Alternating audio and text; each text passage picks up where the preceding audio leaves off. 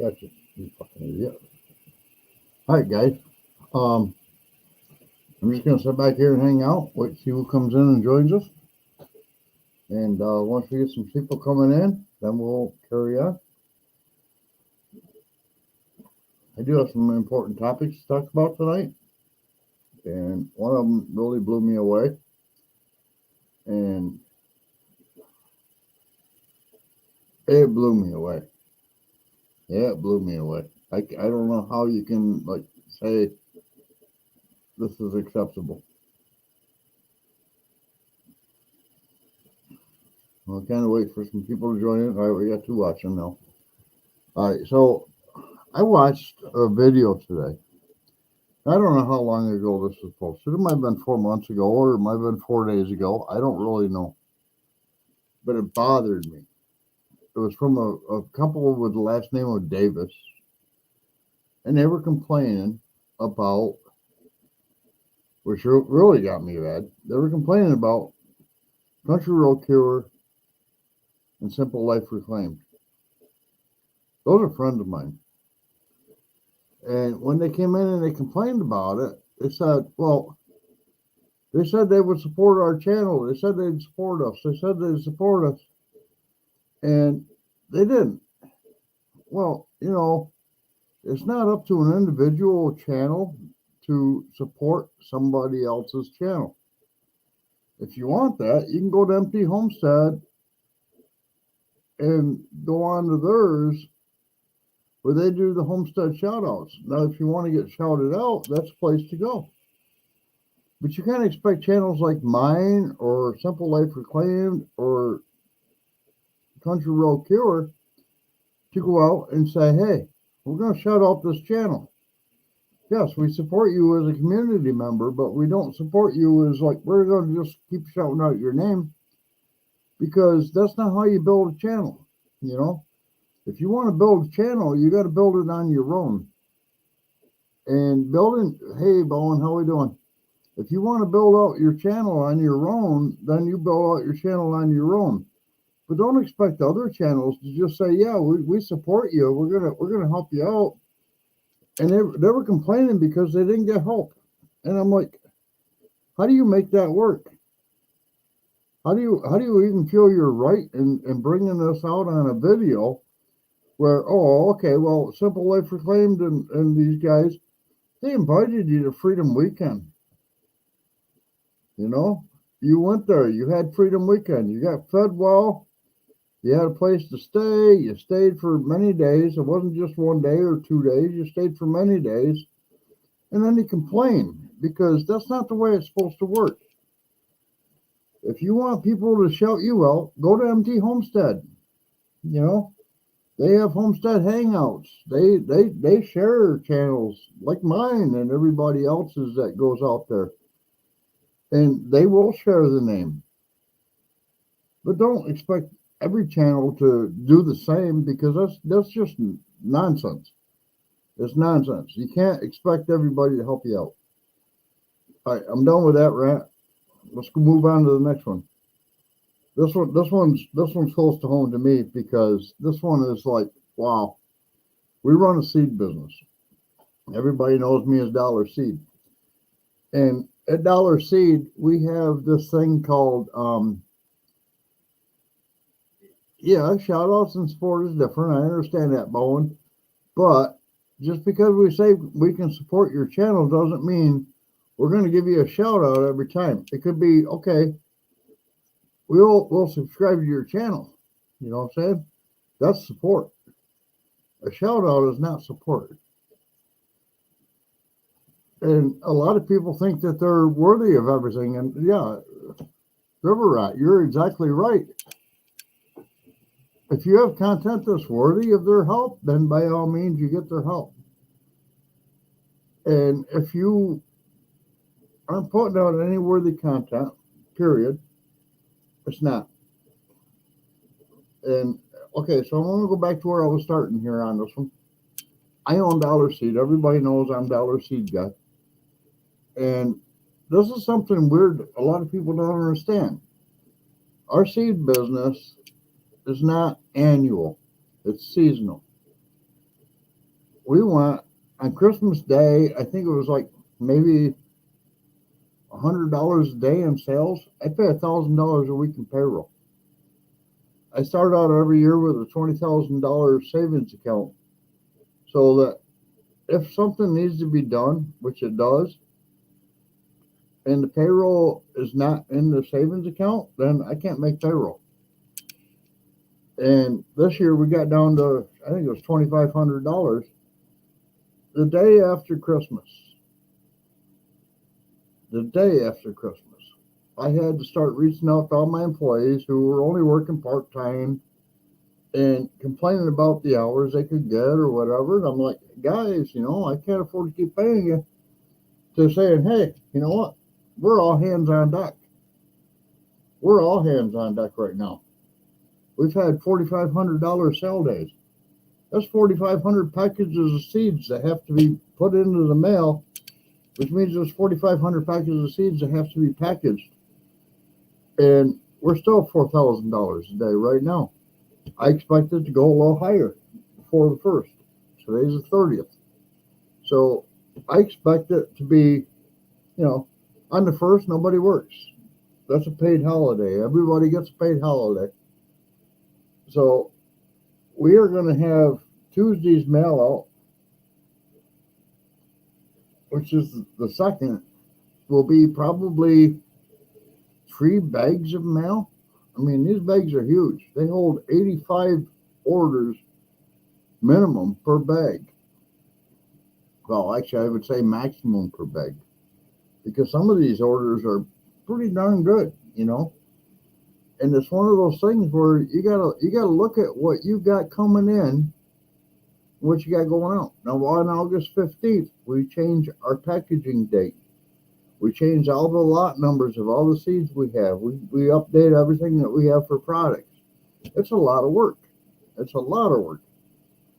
And from August till December, as a general rule, not always, but as a general rule, it's a pretty slow time for us. So I'm paying out a lot of money for payroll to be able to make this stuff happen. Hi, Charlene. How you doing? White Rock, how you doing, buddy? We pay out a lot of money for payroll when we're not making a lot of money. Lauren and Sean, how you guys doing?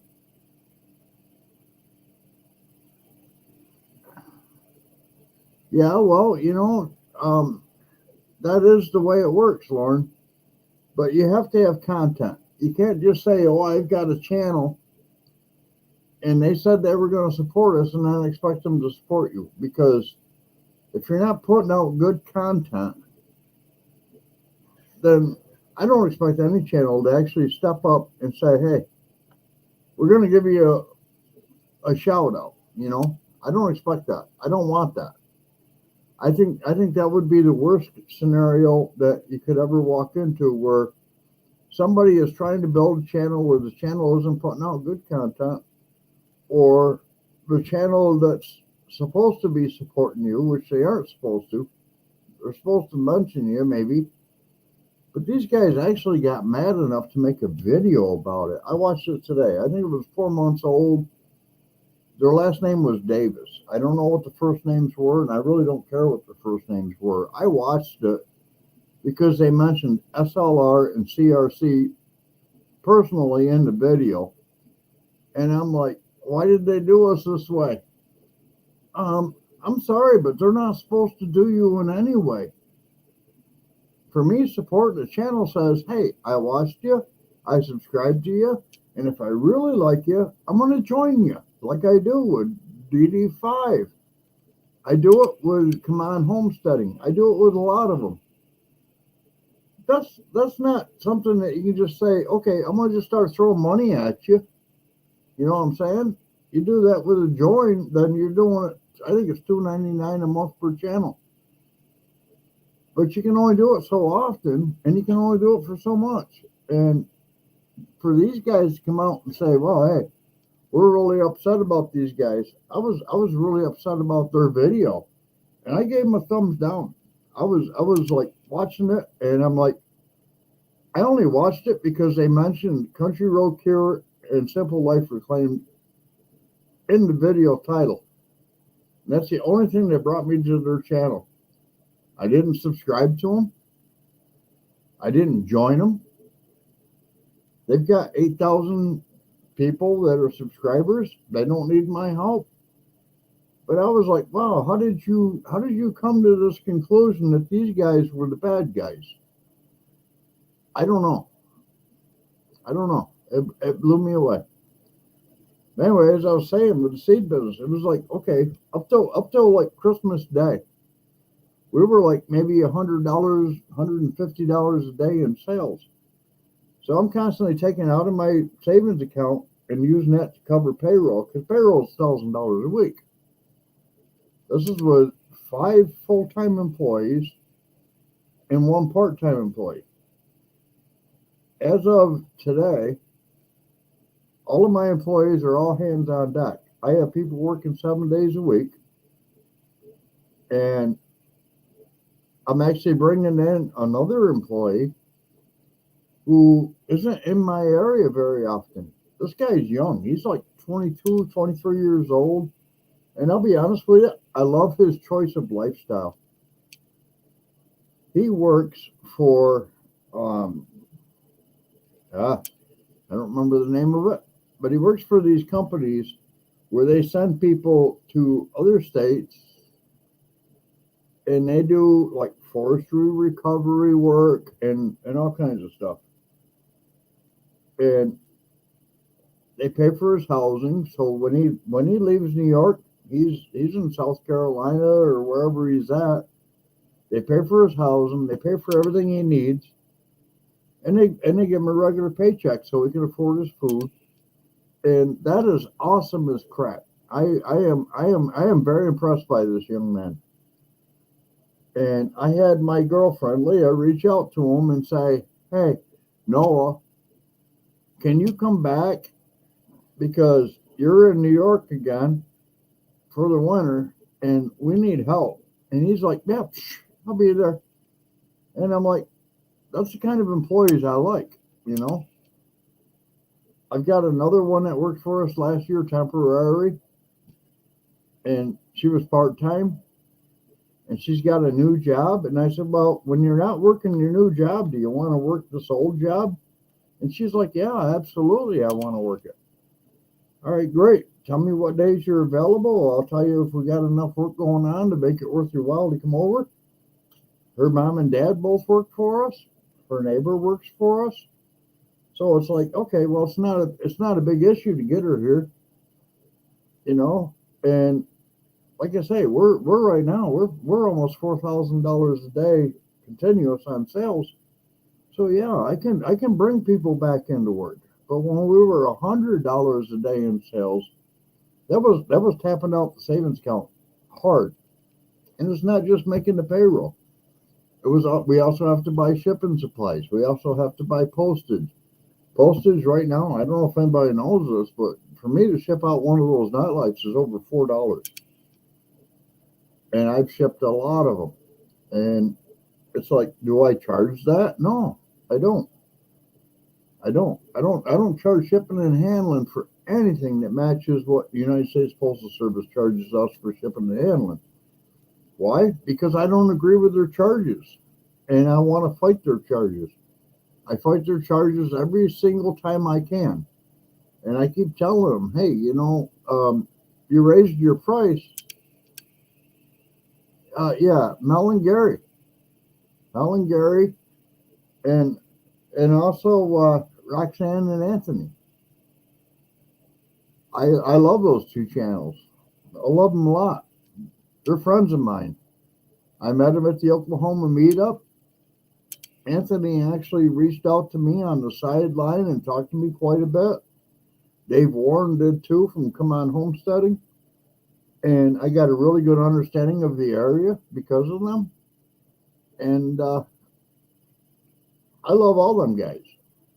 I reached out to Mike and Lissa from DD5. I actually gave Mike a backpack that we won at the last Oklahoma meetup. Why? Well, for 2 reasons. One, he said he wanted it, and 2, I said I don't have a need for a backpack. Where am I going to put it?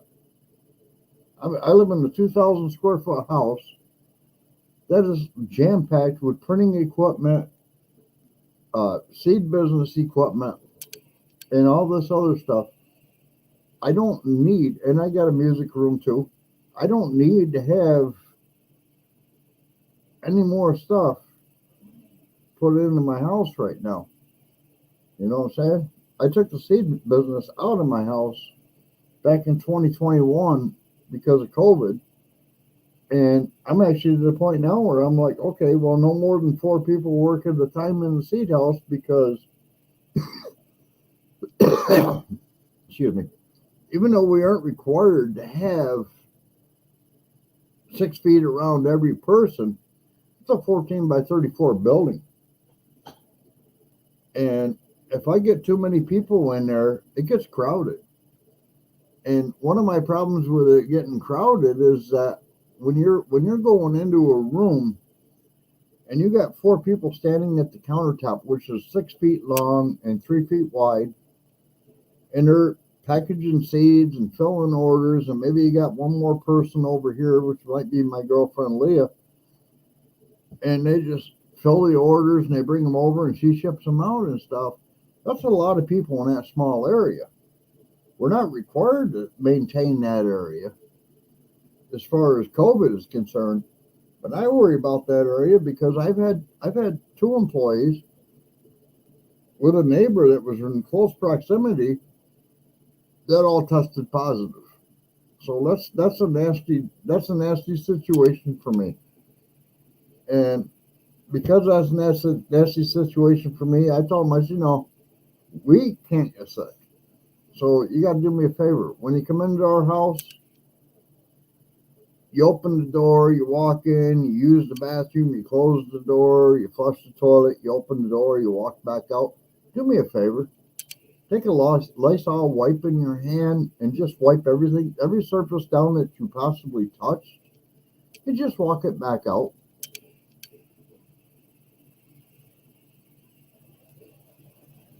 Yeah, White Rock. I would have played a lot longer if I could have got Mike to want to play with me. I was really amazed. He actually told me when they got into the what was the song? I don't remember the name of the song. It had something to do with angels anyway. I would have played for hours. I would have. I was right, steady, and I had my guitar there. I would have played for hours.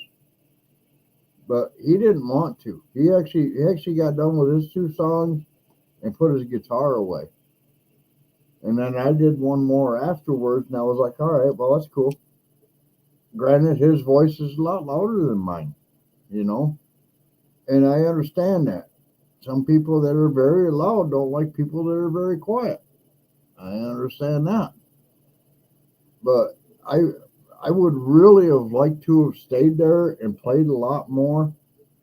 But my girlfriend was already tired, and she's just like, yeah, he folded up, you fold up, let's go.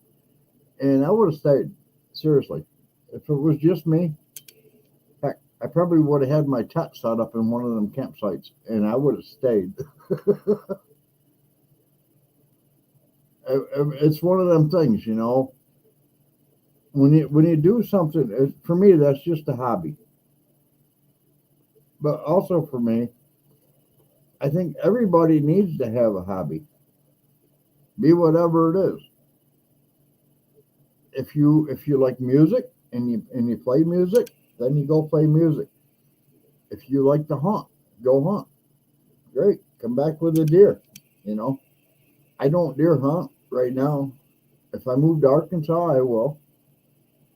Yeah, speaking of that, that's another thing too I wanted to touch on. Is that on Brian with the Vineyard Farmhouse's last live, I didn't realize it, but we were already off air, and I was talking. I don't remember what his name is off the top of my head, but we were talking, and he's like, "Well, what about Southeast Texas?"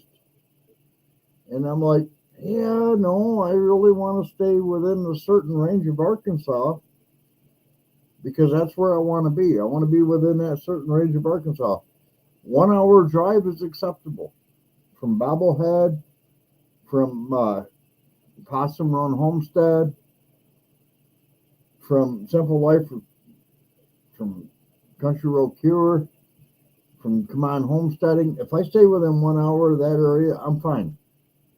He's like, well, there's a lot of houses out here for sale. And I was like, I don't want to buy a house. I don't want to buy somebody else's problem. What I want to buy is I want to buy a piece of raw land, you know, and if I can get raw land that has electric available, and I just have to drill my own well and put in my own sewer, that's fine. I don't want to be in an area like Jeff is, where you got to have a water meter at the road or any of that. I don't want that. I want to put in my own well. I want to have my own control of my water. I don't want to have somebody else control my water. I'm very political, and everybody says don't be political on your live chats. Well, I'm very political, but I don't want somebody to have control of my water. I want to have control of my own water, and that would be my own well. I want to have control of my own sewer. That's my own sewer. And that's pretty much where I'm at right now. Oh man, White Rock, you are trying to get me there, and I really like it, and I would really like to be, but you know what? I don't think we're going to make it this year. Seriously, I don't. I mean, I know they're doing it in Arkansas this year at Blue Lake Mountain and whatnot, and I would love to. But the problem is that I promised my girlfriend, because we did it this year, that next year we're going to go to Florida to hang out with her other sister, who we didn't hang out with on our trips over.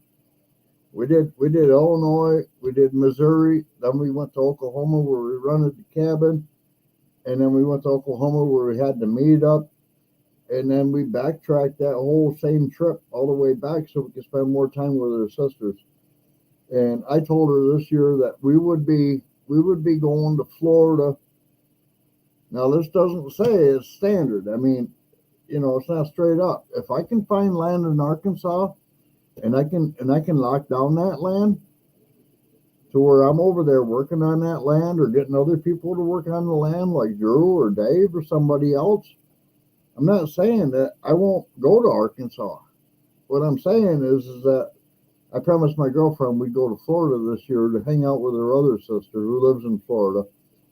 And if we can do that, that would be awesome. I don't have a problem with it. I like her sister in Florida. Her name's Yvonne. I like her. She's a nice person. And when she was here staying at my house, we got along great. She had all of her sisters staying at my house. Her other sister passed away last year, and because she lived in New York and these guys are all from Illinois, Missouri, Florida, and all that, I said, our house is available. I'll give you a place to sleep, but that room is now my print shop, and I do have another room that I can set up to be able to be used as like a guest bedroom or whatever. But it's going to have a lot of other stuff in it as well. And I like the idea of it. I'm not going to say I won't do it, but in the same respect, I'd prefer not to.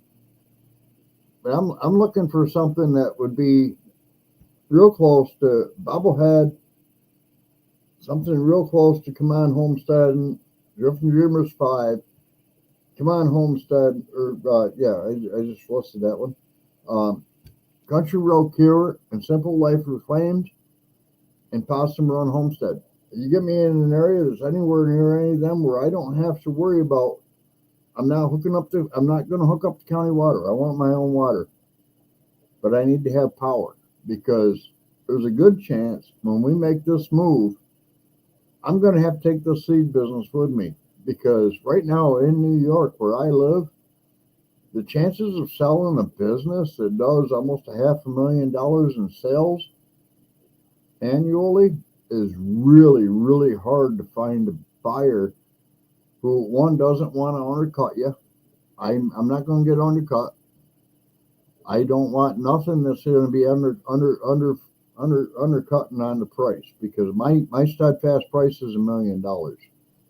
That's my lifelong goal. It's been that way since 2010 when I opened this business, was to build it up enough to be able to create that. And when we're talking almost $500,000 in sales, it's worth it. And that's what I'm looking at, and that's what I'm kind of holding my game to, is being, if you can't throw $1 million on the table, we aren't talking. I actually had another seed company reach out to me, and they said, "Yeah, you're joking." I said, "No, I'm not. No, I'm not. I'm not joking at all. If you can't afford to put $1 million on the table to talk to me, then you can't afford to have me sit down at that table. I'm not saying it's going to cost you $1 million, but I'm going to say, if you can't afford to put $1 million on the table, then you're not talking to me, because this whole business, it's been, 13 years and building every year. I think this year we're actually going to really blow away the $500,000 mark. I'm not gonna sit back and say, yeah, you can undercut me and try to walk out with us underneath my feet, because it's not going to happen. I'll take it with me. And then when we get there, we'll find other people that maybe want to work for us, and maybe we can make it work, or we just spend an awful lot of time packaging seeds.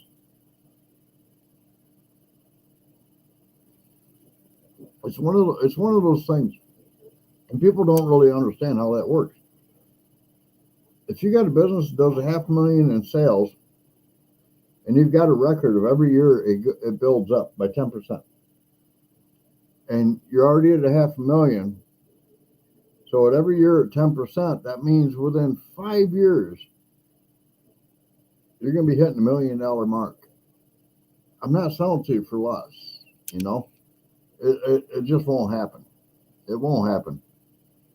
It's one of them things, whereas I'm not dumb on financing or any of that stuff. I actually went to college for it, and I've been doing it all my life. I've been an entrepreneur all my life. I started my first business at 14 years old. It was called Portland Connection. And I was going around to all of the local beauty shops and selling them hair dryers, curling irons, combs, brushes, racks of earrings, stuff like that. And I actually created a good reputation for myself doing that. And then when I got out of the military, I started out Moffitt's Maintenance and Lawn Care. And we went in and we were doing lawn care, we were doing window washing, we were doing house painting, we were doing almost everything you could possibly imagine. That one didn't get sold. That one actually went bankrupt because I found a buyer for it who had zero credit. Zero credit. It blew me away. This guy was a truck driver. He owned his own house. He owned his own brand new truck. He owned his own brand new semi truck, but nothing was ever done on credit. And because of that, he could never go to the bank and get a loan. And I relied on him to buy that business. I introduced him to all my customers, and everybody was like, yeah, we like this guy. Okay, great. Problem was, he couldn't afford to buy the business. And at that point, I'd already said, well, I don't want to do it anymore. And because of that, actually, because of those two things, I just shut the business down and said, all right, file bankrupt. I don't care. I'm not going to keep doing it. At that point, my son was in the womb. That was back in 1990, actually 89, 90. My son was in the womb, and I didn't want to spend that time away from the house that I was doing. We were doing 175 lawns a week. And I just did not want to keep doing 175 lawns a week, knowing that my son was going to be getting born, and knowing that I had this buyer lined up who didn't pass any of the tests, which kind of blew me away. But I was just like, well, I'm stopping it anyway, because I need to. I need to spend time with my son. I need to spend time with my son's mama. And I need to get out of this. And I walked away from it. Yeah, bankruptcy sucks. Don't do it. But I did it. And that wasn't the first time. Well, actually, that was the first time, but that wasn't the only time.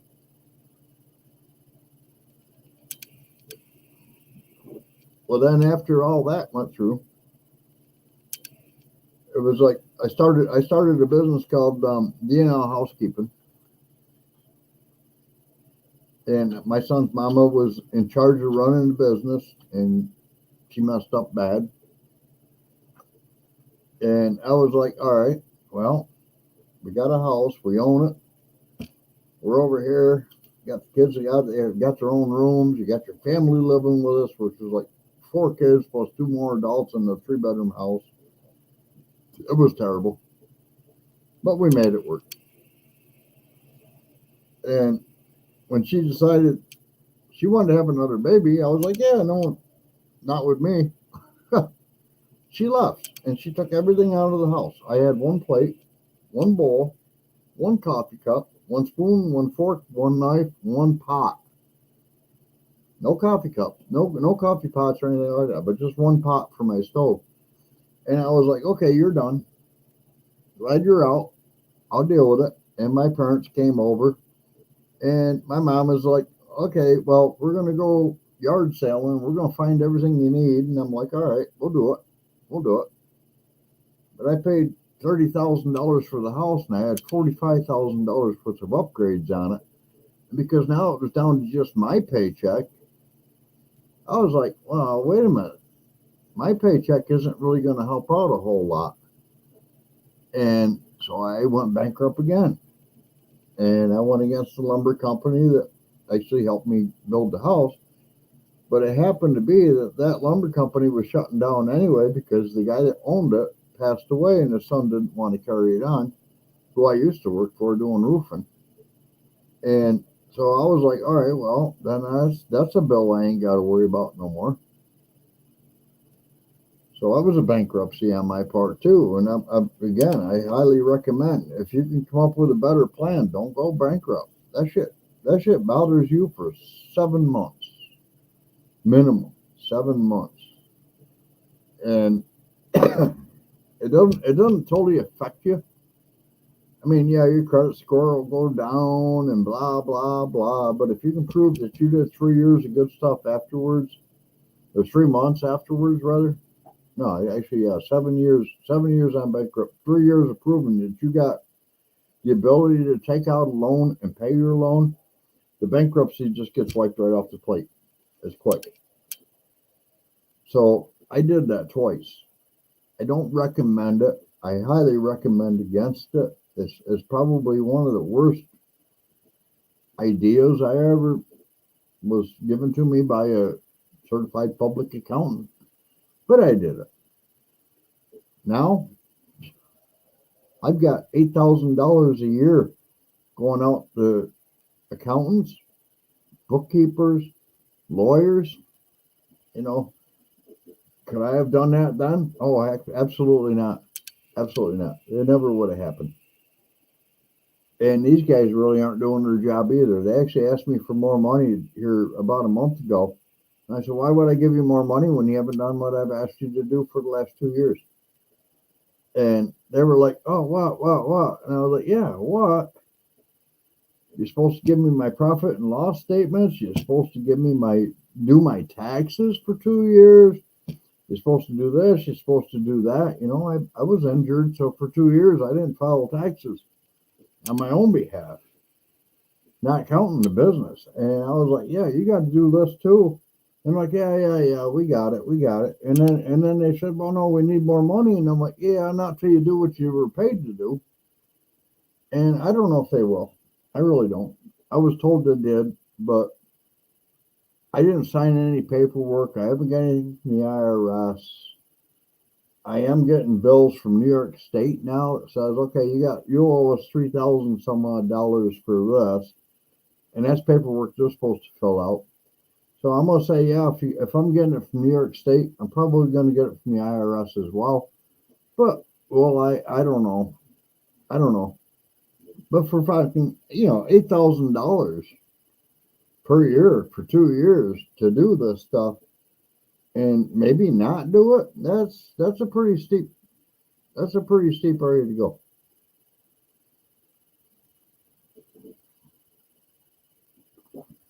All right, so we've gone through those two. What else you guys want to talk about? Anybody got a topic you want to talk about?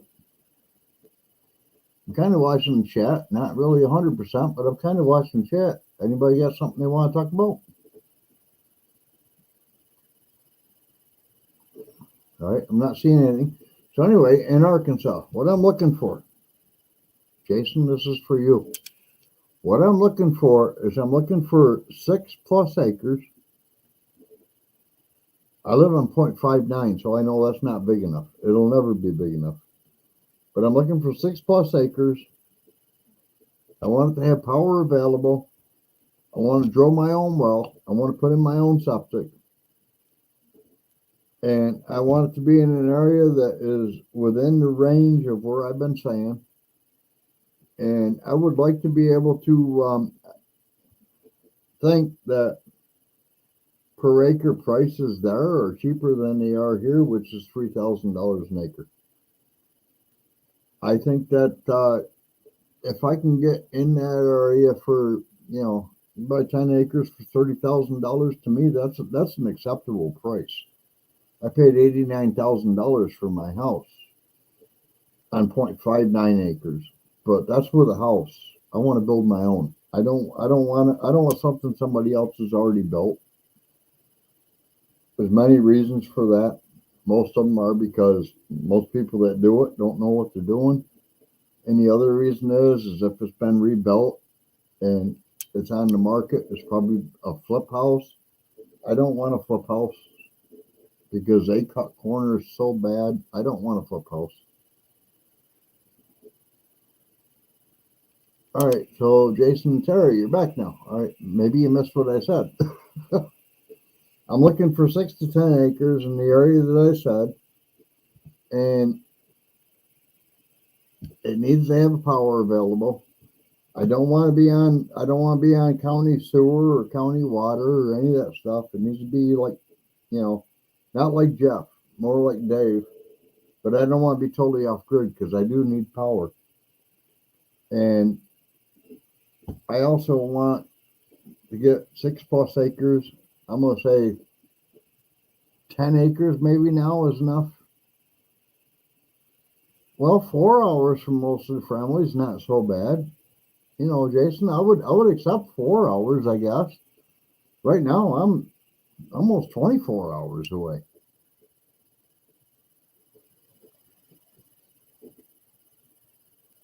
Yeah, I know. And I watched that with Possum Run Homestead. Mama V went through, to get her well put in, and they only had to move it over just a few feet to do it again and get water.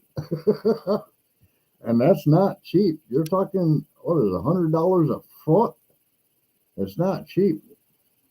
If you got somebody really good at witching a well and they pick out an area and they say, do it here, okay, you got it. Mama V had a guy that was used to doing that. He was a very old guy and he witched it, and it came up as being, this one's a dead well. But they only moved over a few more feet and then they come up with a live well. And I'm like, you're talking $1,000 a foot. You're talking a lot of money. A lot of money. When I was in McLean before I bought the house, their well had collapsed to the point where I made them get a hold of a company called Waterboy, and they brought in a big Waterboy tank. I mean, we're talking, I think it was like 1,000 gallons.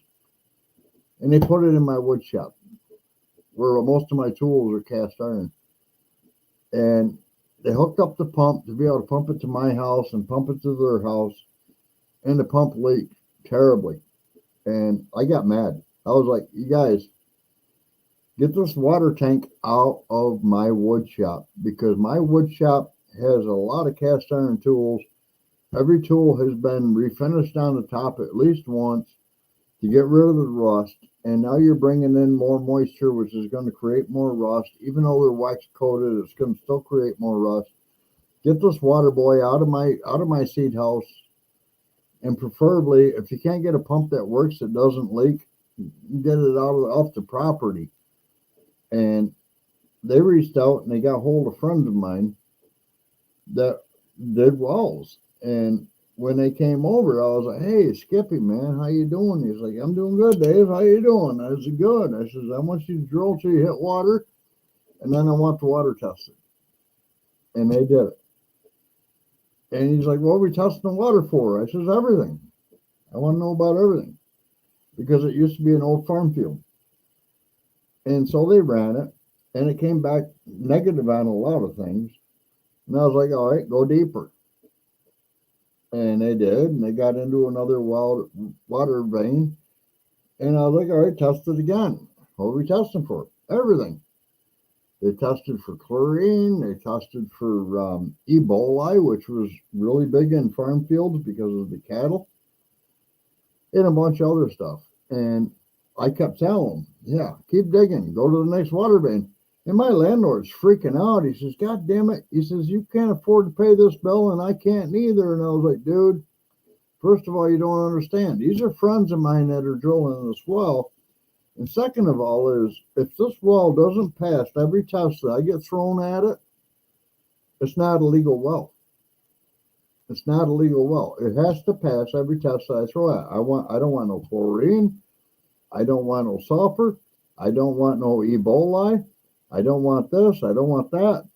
And they went down. Everything was like 7,500 feet.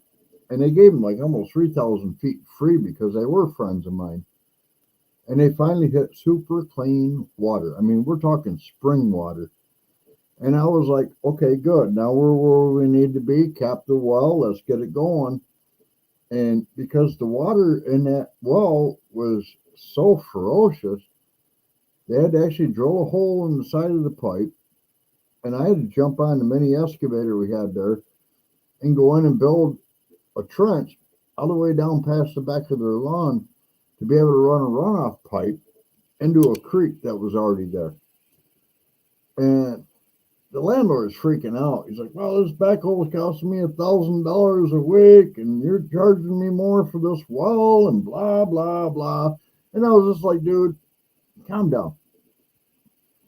Well, when I got off the backhoe, after digging the trench, and they got the well in and everything's all set up, we got it wired in and whatnot, the landlord decides he's going to get on that mini backhoe, and he's going to use the front bucket, and I had to teach him how to do it, and he didn't do very well at all. He actually messed up the whole yard doing it. And I was just like, hey, it's your yard, it's not mine.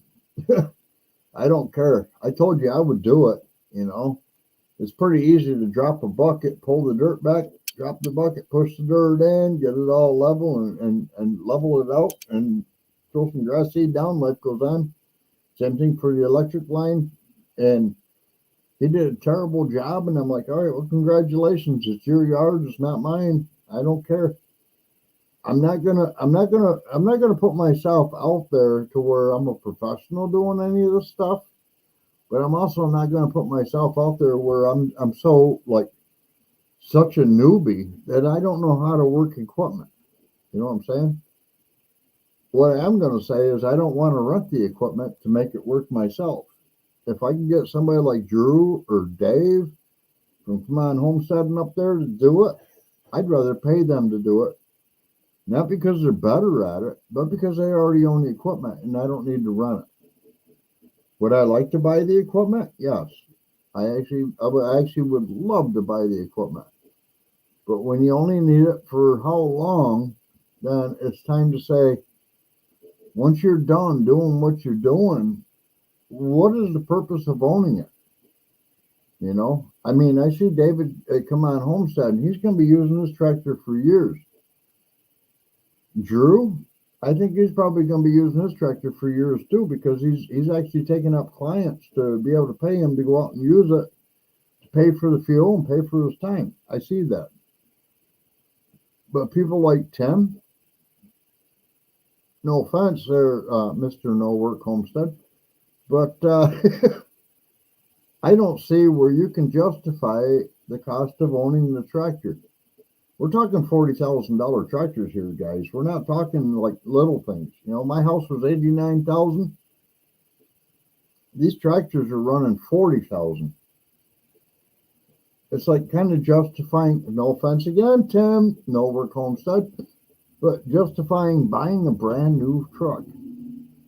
Holy crap, those things they're proud of those things. They're almost $100,000. My truck just took a crap. motor's blown. Well, not blown. It just needs to be replaced.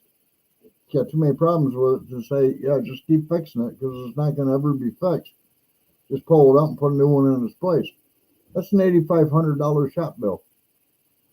Well, it's a $24,000 truck, and I haven't owned it long enough to get the payment down. So if I put $8,500 into it, and I still owe, like, I think it's $14,000 against it, I can't justify that, you know. But I can't justify just junking it either. And so I'm kind of in a toss up on my truck. I don't know what I'm going to do. I've kind of been looking at other trucks for sale on Craigslist and Facebook Marketplace and stuff because I do need a truck. I have a camper I have to pull. It won't go to Arkansas, I can tell you that. When we go to Arkansas, we're going to buy a camper in Arkansas. And this camper will be probably put back down to the dealer lot where we bought it last year and put it on consignment because it doesn't make any sense to haul it. It's too small to live in. It's only 18 feet. And I'm thinking, okay, well then great. We can get rid of this one. But I'm just like, okay, well, I want something different. My girlfriend agrees, but I want my truck to be reliable enough to be able to get me out there because I've got trailers to pull with equipment on them to be able to build my house. And I want to build my house. I thought about shed houses for the seed business. Oh yeah, all day long. That's shed house. All day long. That's what we're in right now, and that's what we would go back into there. Probably bigger than what we have now. The one we have now is a 14 by 32. I would probably go maybe 16 by 48 just to have more space because space is limited and it's very limited. We do have a loft in it and that helps, but it doesn't help a lot. I mean, we got a 16-foot peg wall where everywhere a 3 by 5 package can hang on that wall from top to bottom is full. You know, we got over 300 varieties of seed. Would I like it to go bigger? Yeah, I absolutely would because I'd like to add one more peg wall to it. Not mainly just because I want to add more varieties, but just to kind of separate things a little bit. Between each wall, there's an orange strip of paint, 100 orange paint strip that runs down between each wall because over here you start at A, you work to the bottom, and then you got to go back up top of the next one, and you work to the bottom, then you go back up top. Because the original game plan for the seed house was don't change the seed balls. In the house, A through this letter was on the front. This letter to the other was on the back. So you roll the wall around, you pick it off the back, and then you roll it back, and then you go to the next one, you pick off what you need, roll it around. Now you got those, roll it back, and then we had a flower wall. So actually, no, I think it's probably 20 feet long, peg wall. I think it is. I think it's probably 20 feet long. So my thinking is that I don't want to keep what we've got right now. So if we move, this all gets loaded onto a U-Haul. And then after I'm out there, after I get the building built, after I get the building set up and everything's all good, we load all this onto the U-Haul, we drive out. It's a pretty good drive. I think it's 3,800 miles from here to Arkansas, something like that. I don't know. I know it took us 3 days out to Oklahoma and 2 weeks back. I don't know what it takes, but it was a long drive time, and I don't want to make that same drive as a one trip done. But in the same respect, I can't do it when we're really super busy either. So that's like a really big issue for me.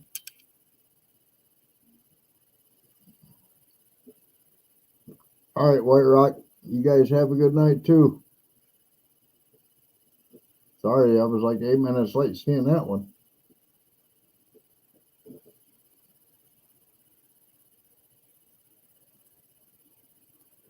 All right. Well, Lauren, Lauren or Sean, I appreciate that. You know, I don't know when we're going to be there. Like I say, I'm still looking just for the land right now. If I can find the land, and it's kind of in the area I want, it doesn't have to be exact. It's just in the area I want. I wouldn't care being up next to Marcel and Denise, to be honest with you. It's all gravy. But as long as I can find the land I want, and it's buildable and it's usable and it meets my minimum criteria of 6+ acres and the price is right, like I say, around here it's $3,000 an acre. If I can find that, then I'm game. I will buy the land. I will go. I will drive down there to look at the land to make sure it's what I want. Sign the paperwork and get it done. It's not that I can't afford it. It's not that I don't want to do it. It's that I need to find a piece of property first to make it worth my trip. Because if I just drive down there and start looking around, I'm probably going to come back empty-handed. That's why I'm relying on friends and family on this one. Because I'm not going to reach out to a real estate agent to find property, because that's the worst mistake I could make. Not only do they get more money for the property that you're looking for, but they also get their commissions, and I don't want to pay their commissions because I don't want to buy their properties. I want to buy property off of a single homeowner kind of guy type thing, where he's got this property and he just wants to sell it. And if he's willing to finance it, great. If he's not, that's fine too. I don't care. I can finance it myself. But I just want to find a bare piece of land that has power, can have a well, can have septic. I don't want anything connected to the city at all, other than the electric. I don't want no water like Jeff has, where you got to have a meter at the road. I don't want that. There's too many possibilities where they could just say, okay, well, never mind, we're going to shut your water off. I don't want nobody shutting my water off. Yeah, they can shut your electric off, but then again, you can also go off grid. That's kind of what I'm looking for. Hey, Len, how we doing? Len, okay, do you have family in Arkansas? Yes, I do. I have Simple Life Reclaimed. I have Country Road Cure. I have Mama V from Possum Run Homestead. I have Jason and Tara, who are just down here from White Rock Homestead. I've got a lot of family there. We're not related by blood, but yeah, we are all family. I mean, if I was there and you needed help with something, I'd probably be like the second person to jump in a vehicle and drive over and help you out. Seriously. If I needed help with something, I wouldn't be afraid to reach out and say, hey, I've got something going on at my place that I know I can't do by myself. Can I get some help? And I can almost guarantee you there would be the same crew coming back to say, yeah, absolutely. How many do you need? Do I need 5 people? No, I don't. Maybe 1, maybe 2, you know?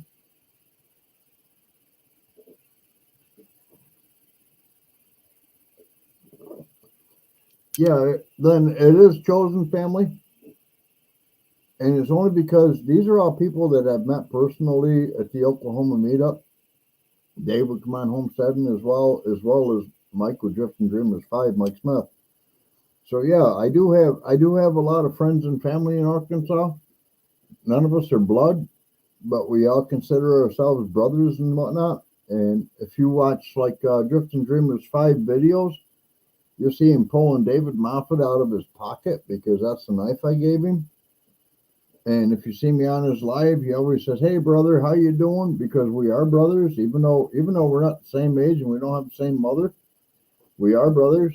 And I appreciate that because that's exactly how I feel about him. You know, it's not about trying to create, what the heck they call that? It's not about trying to create the family that is mother, father, son, and child. It's about, I should be able to throw that name out real quick, but I can't. But it's about creating a family with, hey, I know you, I met you, I like you, I know you, I met you, I like you, I know you, I met you, I like you. And it goes down the line. And there's a lot of them. Even Sean, Let's Trade Paint, is right in that thing too. I ran into him numerous times at the Mid America meet up in Oklahoma. And I actually laughed about it because every time I ran into Sean, he had Cold Beer Ranch shirts on. And I was like, "Are you Cold Beer Ranch?" And he says, "No, I'm Sean from Let's Trade Paint." And I did it to him numerous times. I was like, "Damn it, where's Cold Beer Ranch?" And I never met Cold Beer Ranch. All the time we were there, I never met Cold Beer Ranch, but I heard he was there. And I was like, "Why can't you go over and get Cold Beer Ranch and bring him over and introduce himself to me?" But yeah, it's one of them things where you don't pick your family based on blood. You pick your family based on values. And many of us all have the same values. As in being like, okay, the simple life reclaimed. We need to have help putting our trusses up. I would have been there. Even though I can't go up and down ladders, I would have been the ground crew. Or I would have been the cut man running the saw to cut all the blocking they got to put in. I could do that. I can't do the ladders. I got a shattered heel, but I could do everything else, you know. And that's what it's about. It's about, can you do something for somebody else that they need to have done, regardless of what your abilities are. Yeah, absolutely, I can. And as a cut man, oh, I'd be awesome on that job. I swear to God, I'd be awesome on that job. I could cut every one of them blocks they needed to put in exactly where they needed to be cut. I got a wood shop. I do this kind of stuff all the time.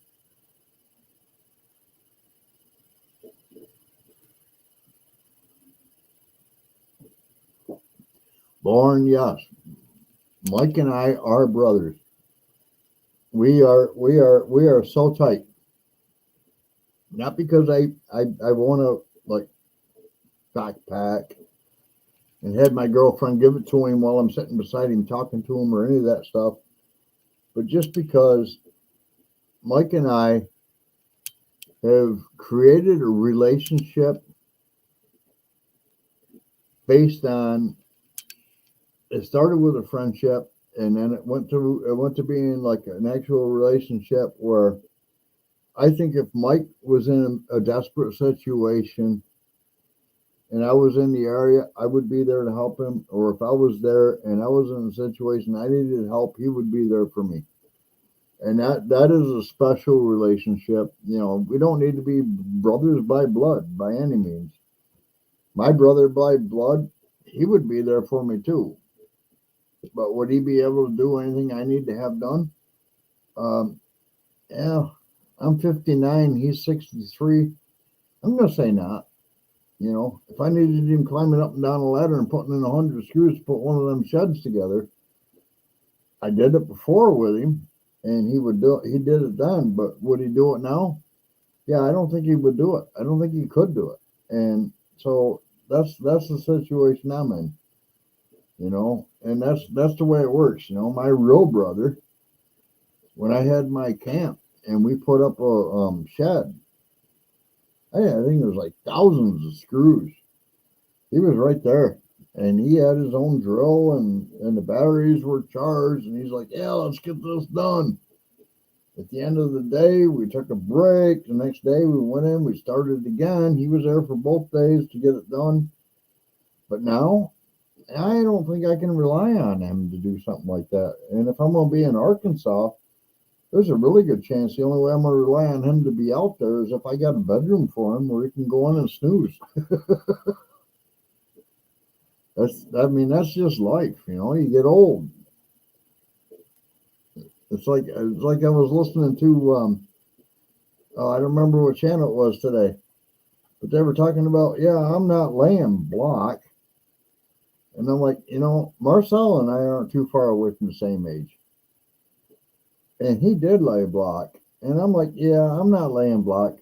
If I do something that has anything block related, it's going to be the ICF foam, which is insulated core fill. I would do that. It's expensive, but when you take into consideration the amount of work and the cost of the block and just wear and tear, I think I would go with ICF for basement walls or whatever. But I'm not planning on basement walls. I'm kind of leaning a lot more towards what Ivy Family Factotum has been doing, or Tilted K. Tilted K is really kicking it on their platform for their house. And because it's up off the ground, you can go in, you can put boards in, you can insulate it, and then you put your top boards on, and then you build your house. You don't have to worry about mice and everything else up in there, and you can get the best insulation money can buy. I don't know as though I would do it out of rough cut lumber. I'm more of the kind of guy to say I'm just going to go buy the lumber because I don't own a sawmill. I don't know as though I want to buy a sawmill. I guess it would depend on the trees on the property, whether or not I decide I want to buy a sawmill. If there was a lot of cedar trees, I would say, yeah, I probably would buy a sawmill because cedar's pretty good wood and it's pretty expensive if you go to the store and buy it. But, just building a house, nah, I'd probably go do all brand new lumber.